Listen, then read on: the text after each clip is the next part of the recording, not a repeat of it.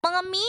Welcome to my mini vlog. Nakagaling na nga pala ako sa may bayan at bumili nga lang ako ng lutong ulam dahil 200 nga lang yung budget ko. At mas maganda pa nga na ganito yung bilhin ko dahil iba-ibang klase nga yung mauulam namin at may gulay pa. So ayan na nga mga mi, kumakain na nga kami at butcher nga yung binili ko sa mga Jonakas ko at yung akin naman ay chop suey. Fast forward na nga itong mga mi, kinatanghalian na nga ito at meron nga akong pupuntahan dahil may nagchat nga sa akin na gusto nga daw magpapili. At dali-dali na nga ako mga minaligo at gumayat na nga ako dahil alauna nga yung usapan namin.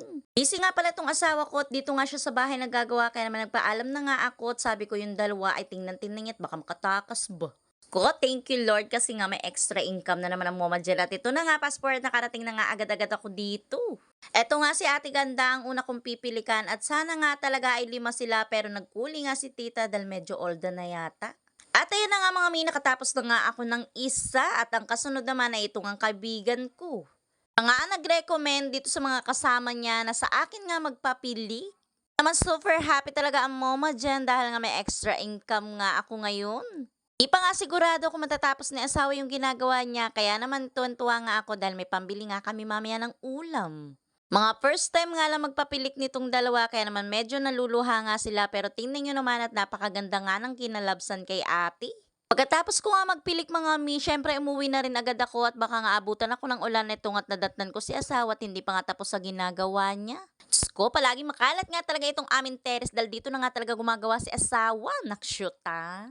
At pagkatapos mga mi, nagluto nga pala ako ng pansit bihon para nga may merienda kami at super plain lang talaga yan. Nilagyan ko lang ng nor shrimp as in wala talagang ibang lahok yan. Hindi ko na nga na video mga mi pero nagluto nga ako nitong kamote para naman may kapartner nga itong akin nilutong bihon. At ito nga sabi ko kay asawa times up muna at magme-merienda muna kami. O siya, merienda na nga rin kayo dyan. Diyos ko, alam nyo na kapag ganito talaga ang trabaho ay madungis talaga pero okay lang yan at least kumikita sa marangal na paraan. At ito, pinagsala ko na nga itong two voice ko. O diba, sayang-saya talaga sila sa merienda nila. Kinagabihan nga mga mi, meron tropa si asawa na magpapagawa sa kanya at ito nga't may daladala na naman prutas para sa amin. O diba, napakalaking blessings na nito. Talaga man tuwan-tuwa talaga yung mga Jonakas ko sa prutas na to. Nagulat nga lang talaga ako dito sa maliit na ito. Akala ko'y makopa o strawberry. Yung pala, strawberry apple daw ang tawag dito. At napakasarap niya dahil napakatamis. Shoutout nga dun sa kaibigan ni asawa. Talaga mang maraming salamat at palagi nga kami nababahagian ng prutas. So, yun lang. Bye!